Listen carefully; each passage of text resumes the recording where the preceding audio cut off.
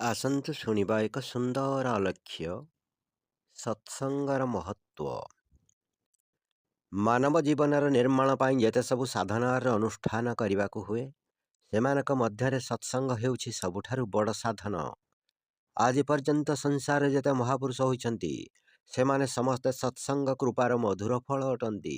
ପତିତ ମଣିଷକୁ ଦେବତା କରିଦେବା, କୁପଥଗାମୀ ପଥିକକୁ ସୁପଥକୁ ନେଇ ଆସିବା, ଗୁଣହୀନକୁ ଗୁଣର ଭଣ୍ଡାର କରିଦେବା, ସନ୍ତପ୍ତକୁ ଆହ୍ଲାଦିତ କରିଦେବା, କାନ୍ଦୁଥିବା ମଣିଷକୁ ହସାଇ ଦେବା, ଅଶାନ୍ତକୁ ଶାନ୍ତ କରିଦେବା, ଯଶ କୀର୍ତ୍ତିହୀନ ମଣିଷର ଚତୁର୍ଦିଗରେ କୀର୍ତ୍ତି ପ୍ରସାର କରିଦେବା, ଜଡ଼ ବୁଦ୍ଧିର ଜଡ଼ତାକୁ ହରିନେବା, ମୂର୍ଖକୁ ପଣ୍ଡିତ କରିଦେବା, ଲକ୍ଷ ଲକ୍ଷ ଲୋକ ଥିବା ସଭାକୁ ମନ୍ତ୍ରମୁଗ୍ଧ କରିଦେବା ବାଲା, ବକ୍ତା କରିଦେବା ବାଲା ଓ ସଂସାରର ବନ୍ଧନରେ ପଡ଼ିଥିବା ମଣିଷକୁ ମୁକ୍ତିର ପରମ ପଦକୁ ପ୍ରାପ୍ତ କରାଇବାର ସତ୍ସଙ୍ଗର ହିଁ କାର୍ଯ୍ୟ ଅଟେ।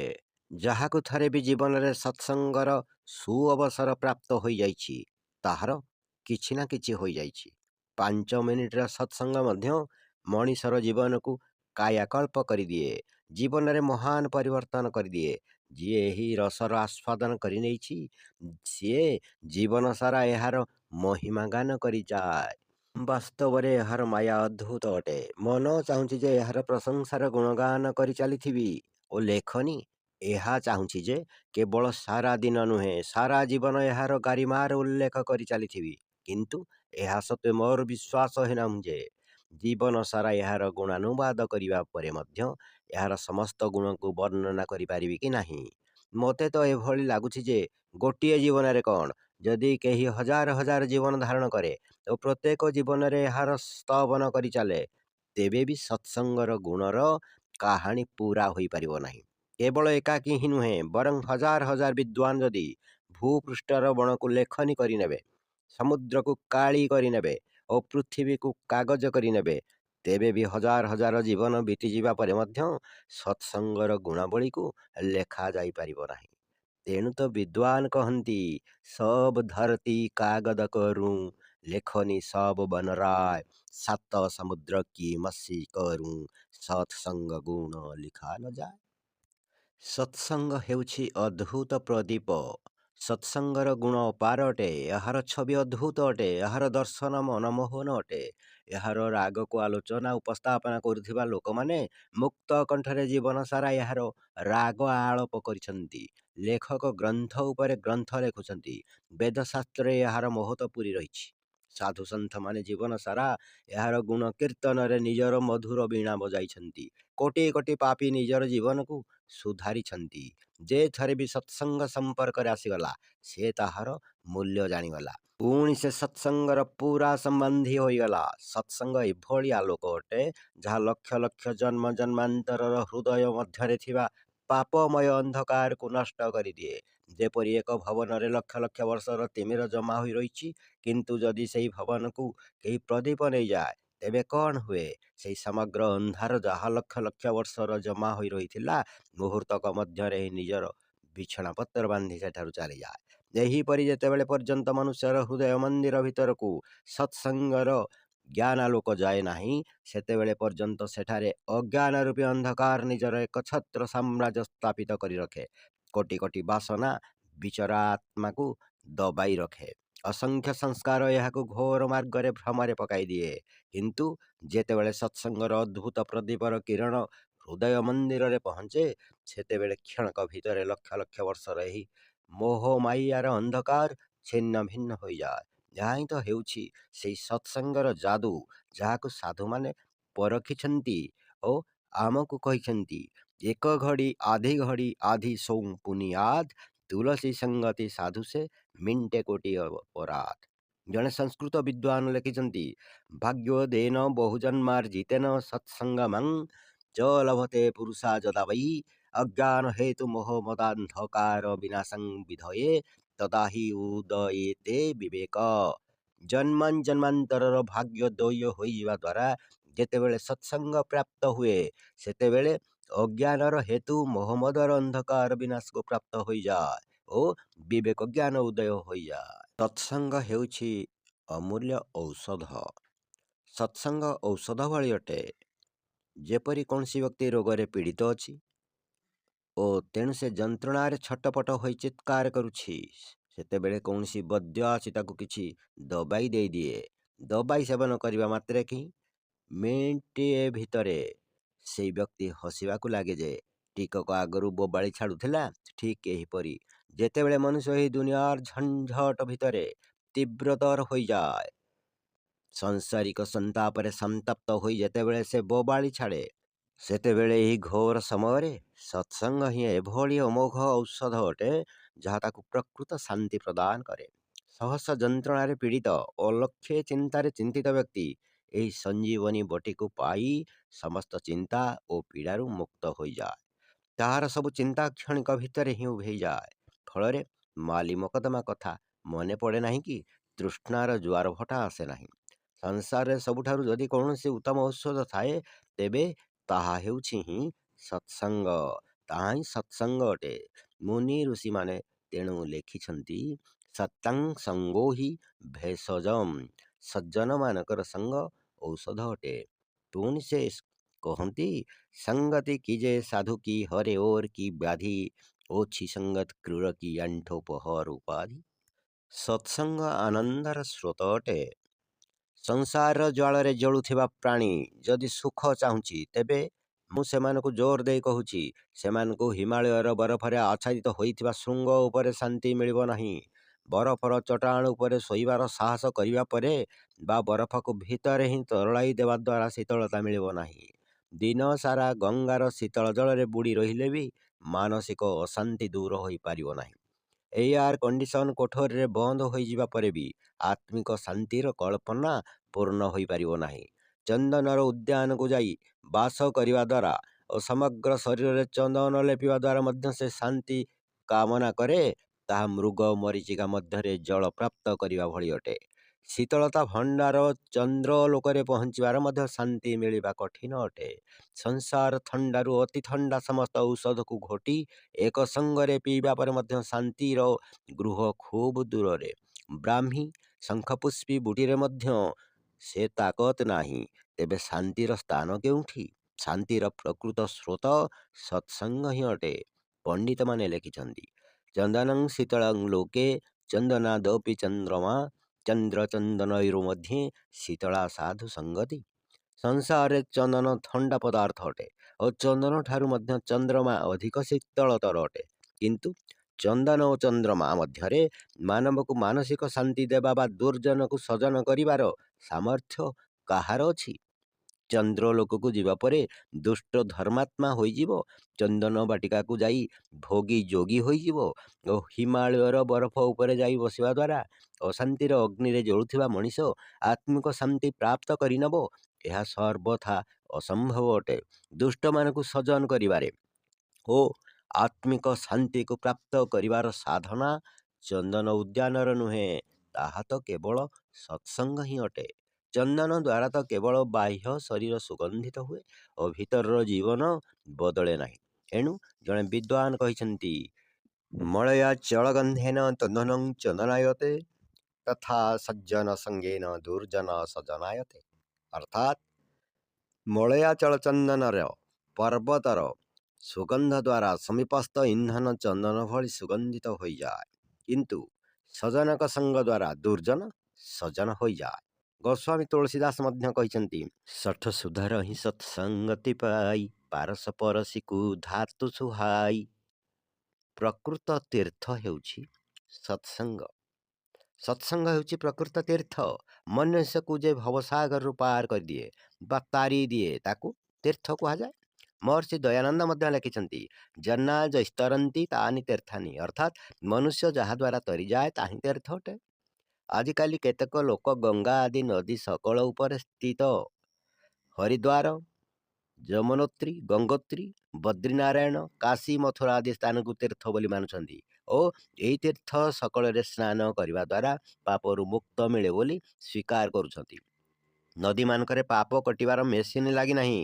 ସେଠାରେ ପାପ ମୁକ୍ତ ହେବା ତ କଠିନ ଅଟେ, କିନ୍ତୁ ଗଭୀର ଜଳରେ ବୁଡ଼ିବା ସରଳ ଅଟେ। ବହୁତ ଲୋକ ବୁଡ଼ି ବି ଯାଉଛନ୍ତି। ବିଚରା ସାଧାରଣ ଲୋକଙ୍କୁ ଏହା ମାଲୁମ ନାହିଁ ଯେ ଗଙ୍ଗାରେ ଗାଧୋଇବା ଦ୍ୱାରା ଯଦି ସଂସାରକୁ ତରିଯିବା ସମ୍ଭବ ହୋଇଥାନ୍ତା, ତେବେ ବେଙ୍ଗ, ମାଛ, ମଗରମାନେ କାହିଁକି ତରି ନ ଯିବେ, ଯେଉଁମାନଙ୍କର ଘର ପାଣିରେ ହିଁ ଅଟେ। ପାର ଉତାର କରିବା ବାଲା ପ୍ରକୃତ ତୀର୍ଥ ତ ସତ୍ସଙ୍ଗ ଅଟେ। ଏଣୁ କୁହାଯାଇଛି, ସତ୍ସଙ୍ଗ ପରମ ତୀର୍ଥଂ ସତ୍ସଙ୍ଗ ପରମ ପଦମ୍ ତସ୍ମାତ୍ ସର୍ବଂ ପରିତ୍ୟଜ୍ୟ ସତ୍ସଙ୍ଗଂ ସତତଂ କୁରୁ। ଅର୍ଥାତ୍ ସତ୍ସଙ୍ଗ ପରମ ତୀର୍ଥ ଅଟେ, ସତ୍ସଙ୍ଗ ହିଁ ପରମ ପଦ, ମୁଖ୍ୟର ସାଧନ ଅଟେ। ଏଣୁ ସମସ୍ତ ଦୁର୍ବସନକୁ ଛାଡ଼ି ଦେଇ ସତ୍ସଙ୍ଗ କର। ପ୍ରକୃତରେ ସତ୍ସଙ୍ଗ ଭବ ସାଗରରୁ ପାର ଉତାର କରେ, ଏଥିରେ ଟିକେ ହେଲେ ସନ୍ଦେହ ନାହିଁ। ସତ୍ସଙ୍ଗ ଖ୍ୟାତିର ମୂଳ ହିଁ ଅଟେ। ମନୁଷ୍ୟ ଉତ୍ତମ ସଙ୍ଗତରେ ବସିବା ଦ୍ୱାରା ତରିଯାଏ, ଏହା କଥା ବିଲକୁଲ ସତ ଅଟେ। ଯେ ସତ୍ସଙ୍ଗରେ ବସେ ସେ ତରିଯାଏ, ସେ ମୁକ୍ତିକୁ ପ୍ରାପ୍ତ କରିନିଏ। ଜଗତଗୁରୁ ଶଙ୍କରାଚାର୍ଯ୍ୟ ଲେଖିଛନ୍ତି, ସତ୍ସଙ୍ଗତ୍ୱେ ନିସଙ୍ଗତ୍ୱଂ ନିସଙ୍ଗତ୍ୱେ ନିର୍ମୋହତ୍ୱଂ ନିର୍ମୋହତ୍ୱେ ନିଶ୍ଚଳତ୍ୱଂ ନିଶ୍ଚଳତ୍ୱେ ଜୀବନକୁତ। ଅର୍ଥାତ୍ ସତ୍ସଙ୍ଗ ଦ୍ୱାରା ମନୁଷ୍ୟ ବିଷୟରୁ ରକ୍ଷା ପାଇଯାଏ। ସଂସାରରୁ ନିସଙ୍ଗ ହେବା ପରେ ମୋହ ଦୂର ହୋଇଯାଏ ଓ ମୋହ ଚାଲିଯିବା ପରେ ସମସ୍ତ ଚଞ୍ଚଳତା ଦୂର ହୋଇଯାଏ ଓ ଯେତେବେଳେ ମଣିଷ ନିଶ୍ଚଳ ନିସ୍ତେଜ ହୋଇଯାଏ, ସେତେବେଳେ ଜୀବନ ମୁକ୍ତ ହୋଇଯାଏ। ଚାଣକ୍ୟ ମହାରାଜ ମଧ୍ୟ କହିଛନ୍ତି, ସାଧୁନାଂ ଦର୍ଶନଂ ପୁଣ୍ୟଂ ତୀର୍ଥଭୂତା ହି ସାଧବ କାଳେ ନ ଫଳତି ତୀର୍ଥଂ ସଦ୍ୟ ସାଧୁ ସମାଗମା। ସଜ୍ଜନ ପୁରୁଷମାନଙ୍କର ସଙ୍ଗ ପୁଣ୍ୟକାରକ ଅଟେ। ସଜ୍ଜନମାନେ ହିଁ ପ୍ରକୃତ ତୀର୍ଥ ଅଟନ୍ତି। ତୀର୍ଥ କୁହାଯାଉଥିବା ତୀର୍ଥ ତ କେବେ ଫଳ ଦେବ ତାହାର କିଛି ସ୍ଥିରତା ନାହିଁ, ଠିକଣା ନାହିଁ। କିନ୍ତୁ ସାଧୁମାନଙ୍କର ସଙ୍ଗ ତ ତୁରନ୍ତ ଫଳ ପ୍ରଦାନକାରୀ ଅଟେ। କ୍ଷଣକ ମଧ୍ୟରେ ସଜ୍ଜନମାନଙ୍କର ସଙ୍ଗତି କୂଳରେ ଲଗାଇ ଦିଏ। ଏଣୁ ଲେଖିଛନ୍ତି, କ୍ଷଣମିହ ସଜ୍ଜନ ସଙ୍ଗତି ରେକା ଭବତି ଭବାର୍ଣ୍ଣବ ତରଣେ ନୌକା। ସତ୍ସଙ୍ଗ ରୂପୀ ନାବ କ୍ଷଣକ ମଧ୍ୟରେ ସଂସାର ସାଗରରୁ ପାର ଉତାର କରିବା ପାଇଁ ଏକମାତ୍ର ସାଧନ ଅଟେ। ଏଣୁ ଜଣେ ବିଦ୍ୱାନ କହନ୍ତି, ମଥୁରା ଭାବେଇ ଦ୍ୱାରକା ଭାବେଇ ଯୋ ଜଗନ୍ନାଥ ସାଧୁ ସଙ୍ଗତି ହରି ଭଜନ ବିନୁ କଛୁ ନ ଆନୁ ହାତ। ସତ୍ସଙ୍ଗ ହେଉଛି ଦୁଇଟି ମଧୁର ଫଳ। ବିଷ୍ଣୁ ଶର୍ମା ମହାବିଦ୍ୱାନ ନିଜର ପଞ୍ଚତନ୍ତ୍ର ନାମକ ପ୍ରସିଦ୍ଧ ଗ୍ରନ୍ଥରେ ଦୁଇଟି ମିଠା ଫଳର ବର୍ଣ୍ଣନା ଏହିପରି କରିଛନ୍ତି, ସଂସାର ବିଷବୃକ୍ଷସ୍ୟ ଦେବ ରସବତ୍ ଫଳେ କାବ୍ୟାମୃତ ରସସ୍ୱାଦ ସଙ୍ଗମ ସୁଜନୈ ସହ। ସଂସାର ରୂପୀ ବିଷବୃକ୍ଷର ଦୁଇଟି ହିଁ ମିଠା ଫଳ ଅଛି। ଗୋଟିଏ ହେଉଛି କାବ୍ୟାମୃତର ରସସ୍ୱାଦନ କରିବା ଓ ଅନ୍ୟଟି ହେଉଛି ସଜ୍ଜନମାନଙ୍କ ସହିତ ସଙ୍ଗତି କରିବା। ଏହି ସଂସାର ହେଉଛି ଏକ ବିଷବୃକ୍ଷ। ଏହି ଗଛରେ ଅନେକ ବିଷାକ୍ତ ଫଳ ଝୁଲୁଛି। ଯେ ଏହି ଫଳକୁ ଖାଉଛି ସେ ହିଁ ପାଗଳ ହୋଇଯାଉଛି ଓ ଚିତ୍କାର କରୁଛି। ଯେଉଁ ବ୍ୟକ୍ତି ଏହି ସଂସାର ବୃକ୍ଷର ଛାୟାରେ ଆଶ୍ରୟ ନିଏ, ସେ ହିଁ ଆକୁଳ ବ୍ୟାକୁଳ ବିହୋଳ ହୋଇଯାଏ। ଯାହାକୁ ପଚାର ସେ ହିଁ ଦୁଃଖୀ ଅଟେ। ସମସ୍ତେ ଅସ୍ଥିର ଅଛନ୍ତି। କପିଳ ମୁନି ଏହି କଥା ମଧ୍ୟ ଲେଖି ଯାଇଛନ୍ତି। କହନ୍ତି, କୋପି କୁତ୍ରାପି ସୁଖୀତି ନ, କେହି କେଉଁଠି ସୁଖୀ ନୁହେଁ। ଯୋଗରାଜ ପତଞ୍ଜଳି ଯୋଗ ଦର୍ଶନରେ ଲେଖିଛନ୍ତି, ପରିଣାମ ତାପ ସଂସ୍କାର ଦୁଃଖୈର୍ଗୁଣ ବୃତ୍ତି ବିରୋଧାଚ ଦୁଃଖମେବ ସର୍ବଂ ବିବେକିନ। ପରିଣାମ, ତାପ, ସଂସ୍କାର, ଗୁଣ, ବୃତ୍ତି, ବିରୋଧ, ଏହି ଚାରୋଟି କାରଣରୁ ଜଣାଯାଏ ଯେ ସଂସାରରେ ସବୁକିଛି ହିଁ ଦୁଃଖ ଅଟେ। ଏହି ଦୁଃଖମୟ ସଂସାରରେ କାହାକୁ ସୁଖ ମିଳିପାରିବ ନାହିଁ। ଏହାର ଉତ୍ତର ପ୍ରଦାନ କରି ବିଦ୍ୱାନ ବିଷ୍ଣୁ ଶର୍ମା କହୁଛନ୍ତି ଯେ ଏହା ଠିକ୍ ଅଟେ, ସଂସାର ବିଷବୃକ୍ଷ ଅଟେ, କିନ୍ତୁ ଏହି ଗଛ ଉପରେ ଦୁଇଟି ମିଠା ଫଳ ମଧ୍ୟ ଝୁଲୁଛି। ଯେଉଁ ଲୋକମାନେ ତାହାର ସେବନ କରନ୍ତି ସେମାନେ ଆନନ୍ଦ ପ୍ରାପ୍ତ କରିନିଅନ୍ତି। ସେହି ମିଠା ଫଳ ହେଉଛି ସତ୍ସଙ୍ଗ ଓ ସ୍ୱାଧ୍ୟାୟ। ସଂସାରର ବିଷୟ ସକଳର ବିଷାକ୍ତ ଫଳକୁ ଖାଇ ଯେଉଁମାନେ ଦୁଃଖ ଶଯ୍ୟା ଉପରେ ପଡ଼ି ରୌରବ ନର୍କ ଭୋଗୁଛନ୍ତି, ସେମାନଙ୍କୁ ସ୍ୱାଧ୍ୟାୟ ଓ ସତ୍ସଙ୍ଗର ମିଠା ଫଳ ପୁଣି ସୁସ୍ଥ ଓ ସୁଖୀ କରିପାରିବ। ସଂସାରର ଜଳନ୍ତା ଅଙ୍ଗାରରେ ଜଳୁଥିବା ଦୁଃଖୀ ପ୍ରାଣୀମାନଙ୍କର ରକ୍ଷା ପାଇବାର ଉପାୟ ଅଛି, ତାହା ହେଉଛି ସତ୍ସଙ୍ଗ। ତେଣୁ ଜଣେ ବିଦ୍ୱାନ କହୁଛନ୍ତି, ଆଗ ଲଗି ଆକାଶ ମେ ଝଡ଼ ଝଡ଼ ପଡ଼େଙ୍ଗେ ଅଙ୍ଗାର ସନ୍ତନ ହୋତେ ଜଗତ ମେ ଜଲ୍ଲା ମରତା ସଂସାର। ଏହିପରି ସ୍ୱାଧ୍ୟାୟ ବିନା ମାନବର ତ୍ରାଣ ହୋଇପାରିବ ନାହିଁ। ମାନବ ଜୀବନରେ ସୁଖ ଶାନ୍ତି ପ୍ରାପ୍ତି କରାଇବା ପାଇଁ ସ୍ୱାଧ୍ୟାୟ ସବୁଠାରୁ ମିଠା ଫଳ ଅଟେ। ଋଷିମାନଙ୍କର ସତ୍ସଙ୍ଗ ସବୁ ସମୟରେ ମିଳିବା କଠିନ ଅଟେ, କିନ୍ତୁ ସ୍ୱାଧ୍ୟାୟ ଏଭଳି ବସ୍ତୁ ଅଟେ ଯାହାଦ୍ୱାରା ସବୁ ସମୟରେ ଲାଭାନ୍ୱିତ ହୋଇପାରିବ। ଯଦି ଆଜି ଆମେ ଋଷି ପତଞ୍ଜଳି ଓ କଣାଦଙ୍କ ସହିତ ମିଳିତ ହେବାକୁ ଚାହିଁବୁ, ତେବେ ମିଳିପାରିବୁ ନାହିଁ, କିନ୍ତୁ ସେମାନଙ୍କର ଉପଦେଶ ଦ୍ୱାରା ଆମେ ଲାଭ ଉଠାଇପାରିବୁ। ଋଷିମାନଙ୍କର ଗ୍ରନ୍ଥ ସକଳକୁ ଯେ ପ୍ରତିଦିନ ଶ୍ରଦ୍ଧାୟ କରେ, ସେ ନିଜର ସକଳ କାମନାକୁ ପୂର୍ଣ୍ଣ କରି ଜୀବନକୁ ସଫଳ କରିନିଏ। ବୁଦ୍ଧିମାନମାନଙ୍କର ସମୟ ସତ୍ସଙ୍ଗ ସ୍ୱାଧ୍ୟାୟରେ ହିଁ ବ୍ୟତୀତ ହୁଏ। ପଞ୍ଚତନ୍ତ୍ରରେ ଉଲ୍ଲେଖ ଅଛି, କାବ୍ୟଶାସ୍ତ୍ର ବିନୋଦେନ କାଳ ଗଚ୍ଛତି ଧୀମତାନ୍ ବ୍ୟସନେନ ଚ ମୂର୍ଖାଣାଂ ନିଦ୍ରାୟା କଳେହନ ବା। ବେଦଶାସ୍ତ୍ରର ପଠନ ପାଠନରେ ବୁଦ୍ଧିମାନଙ୍କର ସମୟ ବ୍ୟତୀତ ହୁଏ, କିନ୍ତୁ ମୂର୍ଖମାନଙ୍କର ସମୟ ତାସ୍ ପଶା ମଦ ଗଞ୍ଜେଇ ହୁକା ଆଦି ବ୍ୟସନରେ ଶୋଇବା ଓ କଳହ କରିବାର ଯାଏ। ସ୍ୱାଧ୍ୟାୟ ମନୁଷ୍ୟର ପ୍ରାଣ ଅଟେ। ବାସ୍ତବରେ ସତ୍ସଙ୍ଗ ଓ ସ୍ୱାଧ୍ୟାୟ ଏଭଳି ମିଠା ଫଳ ଅଟନ୍ତି, ଯାହାର ରସସ୍ୱାଦନ କରି ବୁଦ୍ଧିମାନ ପୁରୁଷ ନିଜ ଜୀବନକୁ ସାର୍ଥକ କରିନିଅନ୍ତି। ସତ୍ସଙ୍ଗ ବ୍ରହ୍ମଚର୍ଯ୍ୟ ରକ୍ଷାର ଅପୂର୍ବ ସାଧନ। ମାନବ ଜୀବନର ସବୁଠାରୁ ଅମୂଲ୍ୟ ବସ୍ତୁ ହେଉଛି ବ୍ରହ୍ମଚର୍ଯ୍ୟ। ଏହି ବ୍ରହ୍ମଚର୍ଯ୍ୟର କୃପାରୁ ମନୁଷ୍ୟ ବିଦ୍ୟା, ବଳ, ତେଜ, ଆୟୁ ଓ ଯଶର ଭଣ୍ଡାର ହୋଇଯାଏ। ବଜ୍ର ଭଳି ଶରୀର, ସିଂହତୁଲ୍ୟ ବକ୍ଷସ୍ଥଳ, ହାତୀ ଭଳି ଗମ୍ଭୀର ଗତି, ସୂର୍ଯ୍ୟ ଭଳି ଦେଦୀପ୍ୟମାନ ମୁଖମଣ୍ଡଳ, ମେଘ ଭଳି ଧ୍ୱନି, ସୁଢ଼ଳ ସୁନ୍ଦର ବଳିଷ୍ଠ ବାହୁର ନିର୍ମାଣରେ ମୂଳ କାରଣ ବ୍ରହ୍ମଚର୍ଯ୍ୟ ସାଧନ ହିଁ ଅଟେ। ଏହି ବୀର୍ଯ୍ୟ ରକ୍ଷାର ପ୍ରଭାବରୁ ମନୁଷ୍ୟ ବ୍ରହ୍ମଲୋକକୁ ମଧ୍ୟ ବିଜୟ କରିନିଏ। ଏହା ହିଁ ଜୀବନର ପ୍ରାଣ, ଶକ୍ତିର ଆଗାର, ଆନନ୍ଦର ସ୍ରୋତ, ସଫଳତାର ରହସ୍ୟ ଓ ସମସ୍ତ ସୁଧାର ଅଟେ। ଏହା ବିନା ଜୀବନ ନିରସ ମୋର୍ଦାର ଭଳି ହୋଇଯାଏ। ଶରୀର ଅସ୍ଥି ପଞ୍ଜର ମାତ୍ର ହୋଇଯାଏ, ଯେପରି ବର୍ତ୍ତମାନ ଶ୍ମଶାନରୁ ଉଠି ଅଣାଯାଇଥିବା ଶବଟିଏ। ଚେହେରା କାନ୍ତି ରହିତ ଓ ଶେତା ପଡ଼ିଯାଏ, ଗାଲ ପଚିଯାଏ, ଆଖି ଉପରେ ଚଷମା ଚଢ଼ିଯାଏ, ସ୍ମରଣଶକ୍ତି ବିଲୁପ୍ତ ହୋଇଯାଏ, ମୁଣ୍ଡରେ ଦରଜ ରହେ, ଅଣ୍ଟା ବାଙ୍କିଯାଏ, ଛାତି ଭିତରକୁ ପଶିଯାଏ, ଉଠିଲେ ବସିଲେ ଚାଲିଲେ ଅନ୍ଧାର ଦିଶେ, ଅନ୍ଧକାର ଦିଶେ। କେତେକ ଯୁବକ ଏହା କହିବାର ଶୁଣାଯାଏ ଯେ, ଯେତେବେଳେ ଉଠୁଛନ୍ତି ସେତେବେଳେ ଆକାଶରୁ ତାରା ଛିଣ୍ଡିଲା ଭଳି ଲାଗୁଛି। ଆରେ ତାରା କ'ଣ? ବ୍ରହ୍ମଚର୍ଯ୍ୟର ଅଭାବରେ କିଛି ହିଁ ଦିନ ପରେ ଚନ୍ଦ୍ର ଓ ସୂର୍ଯ୍ୟ ମଧ୍ୟ ଛିଣ୍ଡିବା ଭଳି ବୋଧ ହେବେ। କାଶ, ସର୍ଦ୍ଦି, କ୍ଷୟ, ଯକ୍ଷ୍ମା, ମୃଗୀ, ମୂର୍ଚ୍ଛା, ମଧୁମେହ ଓ ଭଗନ୍ଦର ଆଦି ରୋଗ ଏମାନଙ୍କୁ ଆସି ଘେରି ଓ ଆୟୁ କମାଇ ନିଅନ୍ତି। ଏହିପରି ସମଗ୍ର ଜୀବନର ଖେଳ ବିଗାଡ଼ିଯାଏ। ଏଣୁ ଆମ ଋଷିମାନେ ବ୍ରହ୍ମଚର୍ଯ୍ୟ ପାଳନ ଉପରେ ସବୁଠାରୁ ଅଧିକ ଜୋର ଦେଇଛନ୍ତି। ବ୍ରହ୍ମଚର୍ଯ୍ୟର ସବୁଠାରୁ ବଡ଼ ଶତ୍ରୁ ହେଉଛି ଦୂଷିତ ବିଚାର।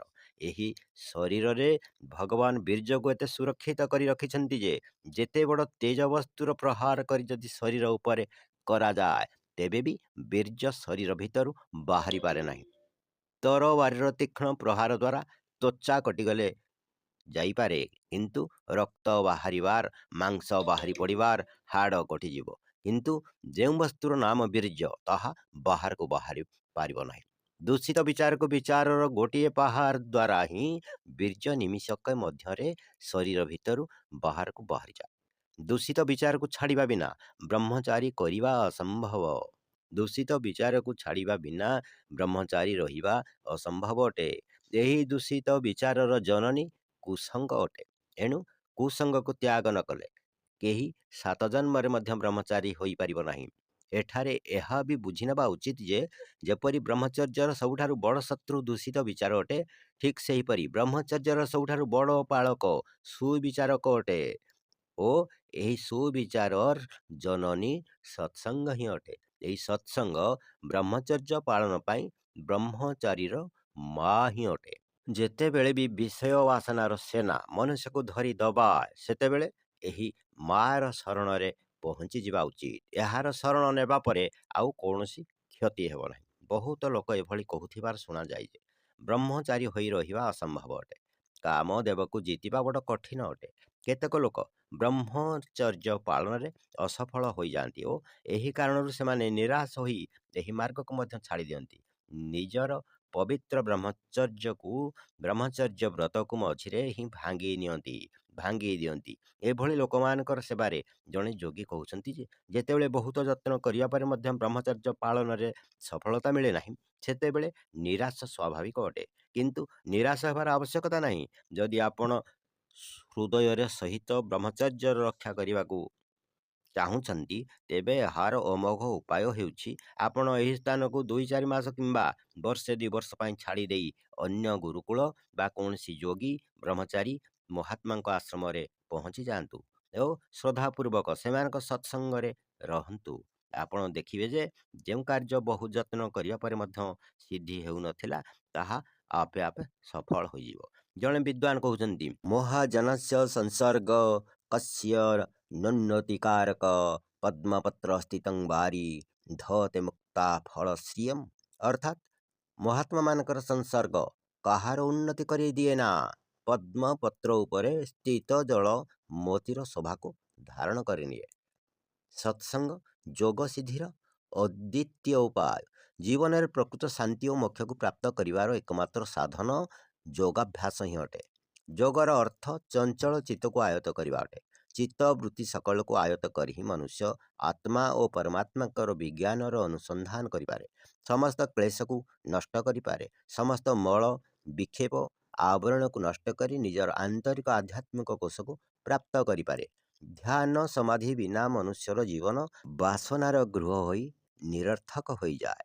ଧ୍ୟାନ ସମାଧି ସିଦ୍ଧ କରିବା ପାଇଁ ଲୋକମାନେ ନାନା ପ୍ରକାରର ସାଧନ କରନ୍ତି, ନାନା ପ୍ରକାରର ଜପତପ କରନ୍ତି, ବିବିଧ ପ୍ରକାରର ବ୍ରତ ଅନୁଷ୍ଠାନ କରନ୍ତି, ତଥାପି ସେମାନଙ୍କୁ ସଫଳତା ମିଳେ ନାହିଁ।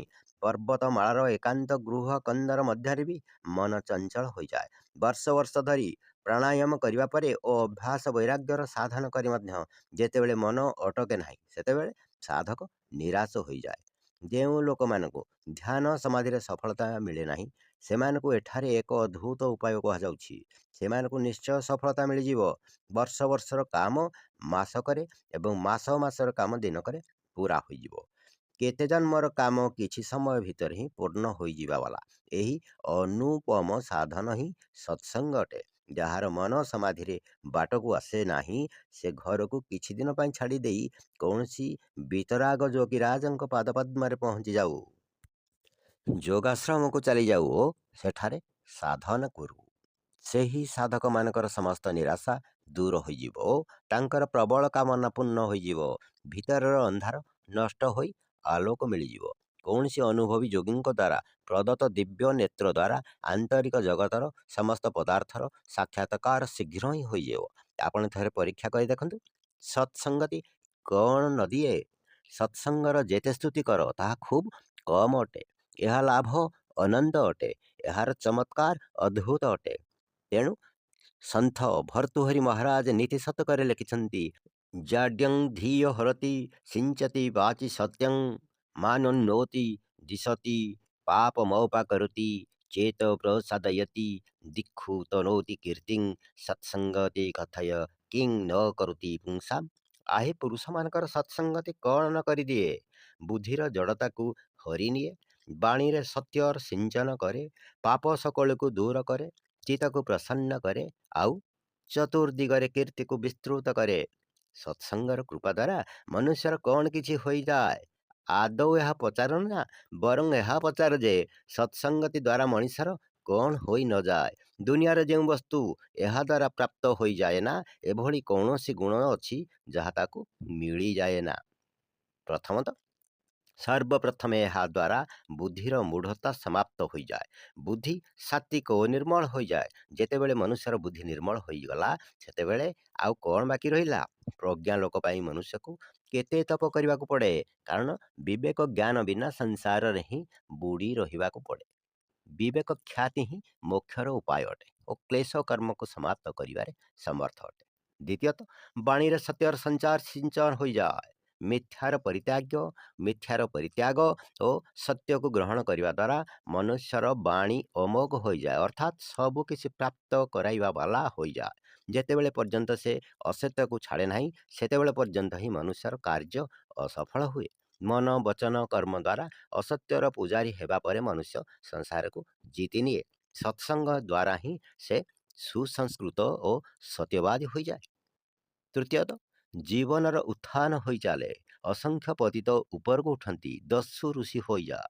ହଜାର ହଜାର କୁପଥଗାମୀ ସତ୍ୟପଥକୁ ଆସନ୍ତି। ଲକ୍ଷ ଲକ୍ଷ ନିରାଶ ହତାଶାଙ୍କୁ ଆଶାର ଜୀବନ ମିଳେ। ଚତୁର୍ଥ ସମସ୍ତ ପାପରାଶି ନାଶ ହୋଇଯାଏ। ସତ୍ସଙ୍ଗ ରୂପୀ ଜ୍ଞାନର ଗଙ୍ଗାରେ ସ୍ନାନ କରିବା ପରେ ମନରେ ମଇଳା ରହେ ନାହିଁ। କୋଟି କୋଟି ଜନ୍ମର ବାସନା ଖଣ୍ଡ ବିଖଣ୍ଡିତ ହୋଇଯାଏ। ପଞ୍ଚମ, ଚିତ୍ତ ସର୍ବଦା ଫୁଲି ବିକଶିତ ରହେ। ପ୍ରସନ୍ନତା ଓ ଆହ୍ଲାଦ ଜୀବନରେ ଅଭିନ୍ନ ଅଙ୍ଗ ହୋଇଯାଏ। ଷଷ୍ଠ, କୀର୍ତ୍ତି ଚାରିଆଡ଼େ ବ୍ୟାପିଯାଏ। ଯେତେବେଳେ ଫୁଲ ବିକଶିତ ହେବ ସେତେବେଳେ ସୁଗନ୍ଧ କାହିଁକି ନ ବ୍ୟାପିବ? କୁସଙ୍ଗତି ଦ୍ୱାରା ଅପକୀର୍ତ୍ତି ଓ ସତ୍ସଙ୍ଗତି ଦ୍ୱାରା କୀର୍ତ୍ତି ଆପେ ଆପେ ବ୍ୟାପିଯାଏ। ଏହିପରି ଇହଲୌକିକ ଓ ପାରଲୌକିକ ସମସ୍ତ ଲାଭ ସତ୍ସଙ୍ଗ ଦ୍ୱାରା ହିଁ ପ୍ରାପ୍ତ ହୋଇଯାଏ। ତେଣୁ ମହର୍ଷି ମନୁ ସ୍ମୃତିରେ ଉଚ୍ଚାରଣ କରିଛନ୍ତି, ଅଭିବାଦନଶୀଳସ୍ୟ ନିତ୍ୟ ବୃଦ୍ଧୋପସେବିନ ଚତ୍ୱାରି ତସ୍ୟ ବର୍ଦ୍ଧନ୍ତେ ଆୟୁର୍ବିଦ୍ୟା ଯଶୋବଳଂ। ଯେ ଅଭିବାଦନଶୀଳ ଓ ନିତ୍ୟ ବିଦ୍ୱାନମାନଙ୍କର ସେବା ସତ୍ସଙ୍ଗରେ ରହେ ତାହାର ଆୟୁ, ବିଦ୍ୟା, ଯଶ ଓ ବଳ ବଢ଼ି ଚାଲେ। ଏଣୁ ନୀତିକାରମାନେ କହିଛନ୍ତି, ସତାଂ ହି ସଙ୍ଗ ସକଳଂ ପ୍ରସୂତେ। ସଜ୍ଜନମାନଙ୍କର ସଙ୍ଗ ଦ୍ୱାରା ସବୁକିଛି ମିଳିଯାଏ। ସଂସାରର ଲୋକମାନେ କାମଧେନୁର ଅନୁସନ୍ଧାନ କରୁଛନ୍ତି, କିନ୍ତୁ ଆଜି ପର୍ଯ୍ୟନ୍ତ ସଂସାରର ଲୋକମାନଙ୍କୁ ଏହା ଜଣା ନାହିଁ ଯେ କାମଧେନୁ କେଉଁଠି ଅଛି ଓ କିଭଳି ଅଛି। ଋଷିମାନେ ଏହି ସତ୍ସଙ୍ଗକୁ, ସଜ୍ଜନମାନଙ୍କର ବାଣୀକୁ କାମଧେନୁ ବୋଲି କହିଛନ୍ତି। ବାକ୍ବେ କାମଧୁକ୍, ବାଣୀ ହିଁ କାମଧେନୁ ଅଟେ। ଲୋକମାନେ କଳ୍ପବୃକ୍ଷକୁ ମଧ୍ୟ ଜାଣନ୍ତି ନାହିଁ। ଲୋକମାନଙ୍କର ଆଜି ପର୍ଯ୍ୟନ୍ତ କଳ୍ପବୃକ୍ଷର ମଧ୍ୟ ଯଥୋଚିତ ଜ୍ଞାନ ନାହିଁ। କେତେକ ଲୋକ କ୍ଷୀରସାଗରକୁ ନବରତ୍ନ ଦ୍ୱୀପ ବୋଲି ମାନନ୍ତି ଓ ସେଇଠାରେ ହିଁ କାମଧେନୁ ଓ କଳ୍ପବୃକ୍ଷର କଳ୍ପନା କରନ୍ତି। କିନ୍ତୁ ଯେପରି ଏମାନଙ୍କର ବୈତରଣୀ ନଦୀ ସଂସାରର ମାନଚିତ୍ରରେ କେଉଁଠି ନାହିଁ, ସେହିପରି ଏମାନଙ୍କର କ୍ଷୀରସାଗର ଓ କଳ୍ପବୃକ୍ଷ ମଧ୍ୟ କେଉଁଠି ନାହିଁ। ପ୍ରକୃତ କଳ୍ପବୃକ୍ଷ ଐତରେୟ ବ୍ରାହ୍ମଣ ଗ୍ରନ୍ଥରେ କୁହାଯାଇଛି। ଐତରେୟ ଋଷି ଲେଖିଛନ୍ତି, ଯଜ୍ଞ ବୈକଳ୍ପତରୁ, ଯଜ୍ଞ ହିଁ କଳ୍ପବୃକ୍ଷ ଅଟେ। ଯଜ୍ଞର ଅର୍ଥ ଦେବପୂଜା, ସଙ୍ଗତିକରଣ ଓ ଦାନ। ଦେବପୂଜା, ଯେ ସମସ୍ତ ଦେବତାମାନଙ୍କର ଦେବ ପରମାତ୍ମା ଅଟନ୍ତି ତାଙ୍କର ଉପାସନା, ସଙ୍ଗ କରିବା, ପିତାମାତା, ଆଚାର୍ଯ୍ୟ ଓ ବିଦ୍ୱାନମାନଙ୍କର ସେବା ଓ ସଙ୍ଗ କରିବା ଓ ସୂର୍ଯ୍ୟ ଏବଂ ଚନ୍ଦ୍ର ଆଦି ଭୌତିକମାନଙ୍କ ଠାରୁ ଯଥୋଚିତ ଲାଭ ଉଠାଇବା। ସଙ୍ଗତିକରଣ, ବିଦ୍ୱାନ ଓ ସତ୍ୟ ଶାସ୍ତ୍ର ସଙ୍ଗ ଦ୍ୱାରା ଲାଭ ଉଠାଇବା। ଦାନ, ଯଜ୍ଞ କରି ଘୃତ ଆଦି ପଦାର୍ଥର ସୁଗନ୍ଧିକୁ ଖେଳାଇବା। ଏହିପରି ଆମେ ଦେଖୁ ଯେ ଯଜ୍ଞର ଅର୍ଥ ସବୁ ସମୟରେ ସତ୍ସଙ୍ଗରେ ହିଁ ରହିବା ଅଟେ। ତାହାର ସମସ୍ତ କାମନା କାହିଁକି ପୂର୍ଣ୍ଣ ନ ହେବ? ଯେ ଯଜ୍ଞମୟୀ ନୌକା ଉପରେ ବସିଛି, ସେ ସକଳ କାମନାକୁ ପୂର୍ଣ୍ଣ କରି ଭବସାଗରରୁ ପାର ଉତାର ହୋଇଯାଇଛି। ଆଉ ଯେ ଏହା ଉପରେ ଚଢ଼ି ପାରିନାହିଁ, ସେ ଭବସାଗରରେ ବୁଡ଼ି ରହିଛି। ବେଦ କହନ୍ତି, ଯେ ଏହି ଯଜ୍ଞ ନାବ ଉପରେ ଚଢ଼ି ପାରେନା, ସେ ଏହି ସଂସାରର ପତ୍ରେ ପତ୍ରେ ବାନ୍ଧି ହୋଇ ରହିଥାଏ। ସତ୍ସଙ୍ଗତି ଭଳି ସକଳ କାମନାକୁ ପୂର୍ଣ୍ଣ କରିବା ବାଲା ଓ ଭବସାଗରରୁ ପାର ଉତାର କରିବା ବାଲା ସାଧନ ଅନ୍ୟ କିଛି ନାହିଁ। ସତ୍ସଙ୍ଗତିକୁ କାହା ସହିତ ତୁଳନା କରାଯାଇ ପାରିବ ନାହିଁ, କାରଣ ଏହା ଅତୁଳନୀୟ ଅଟେ। ଧନ ଧାନ୍ୟ, କୋଠା ସମ୍ପତ୍ତି, ପୁତ୍ର କଳତ୍ର, ଭାଇ ବନ୍ଧୁ, ପିତାମାତା, ଲୋକ ପରଲୋକ, ସ୍ୱର୍ଗଲୋକ, ଦେବଲୋକ ସବୁ ଏହି ସକଳ ତଳେ।